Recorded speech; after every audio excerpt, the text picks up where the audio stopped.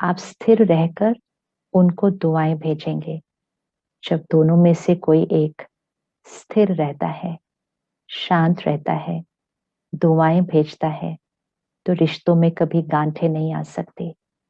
जब कोई हमारे साथ गलत व्यवहार करता है, तो हमें सबसे इम्पोर्टेंट चीज ये याद रखना होगा कि जो उस क्षण गलत व्यवहार कर रहा है, वो अपने मन में उस क्षण सुखी नहीं है, खुश नहीं है। वो हमें दुख नहीं दे रहे, वो खुद दुखी है।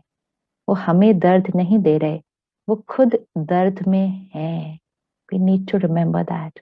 वो हमें हर्ट नहीं कर रहे, वो अंदर खुद हर्ट है।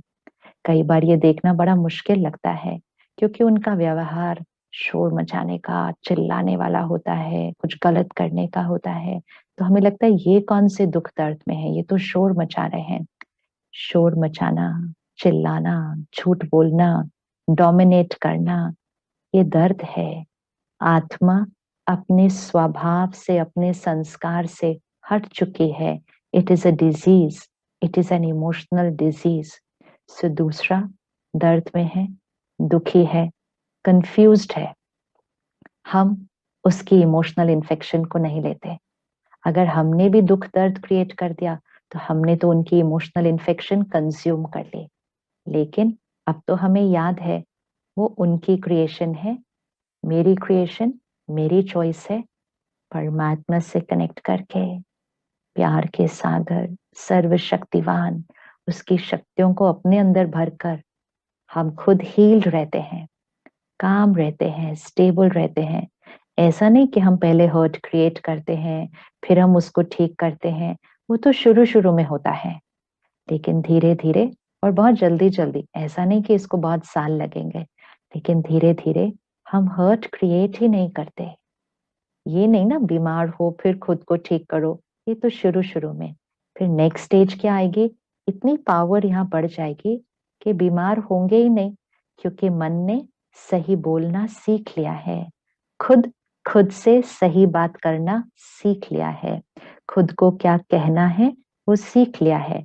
तो क्या कहना चाहिए खुद को उस समय? मैं शक्तिशाली आत्मा हूं। ये इस समय परेशान है, दुखी है, या अपने किसी संस्कार के परवश है। सामने वाला भी तो अपने किसी संस्कार का गुलाम होता है। कुछ लोग झूठ बोलने के संस्कार के गुलाम होते हैं। ऐसी गुलामियां कई हैं। तो सामने वाला इस समय अपने संस्कार के गुलाम है, वो दुखी है, वो इमोशनली तो बीमार है। It's nothing about me, it's about them, it's about them. वो मुझे दुख नहीं दे रहे, वो दुखी हैं। तो मुझे क्या करना चाहिए? मुझे उन्हें हीलिंग एनर्जी देनी चाहिए। मुझे उन्हें सम्मान और दुआओं की एनर्जी भेजनी चाहिए। बस 30 सेकेंड्स, 1 मिनट के लिए कीजिएगा। जहां भी बैठे हैं, कहीं भी बैठे हो।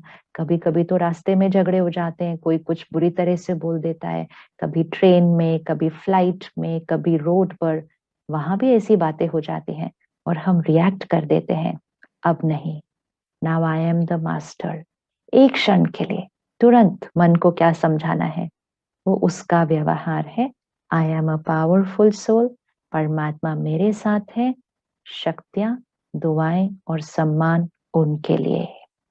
Just radiate that pure powerful energy to them. तो उनकी इन्फेक्शन हमारी एनर्जी फील्ड में नहीं आएगी, लेकिन परमात्मा की एनर्जी हमारी एनर्जी फील्ड से उनकी तरफ चली जाएगी। दोनों में से एक होना है ना। या तो उनकी एनर्जी हम पर हावी हो जाती है, या फिर हमारी एनर्जी उन पर हावी हो जाएगी। और हमारी एनर्जी में किसकी एनर्जी है? भगवान की एनर्जी है, परमात्मा की एनर्जी है। हम उसके बच्चे हैं और हमें ये बात याद है। वो इस समय भूल चुके हैं, हमें तो याद है ना। तो याद करके, याद रख के वो एनर्जी उस समय उनको भेजे। तो चाहे कोई पुरानी गांठें हैं, उन्हों को खोल लीजिए। चाहे सारा दिन में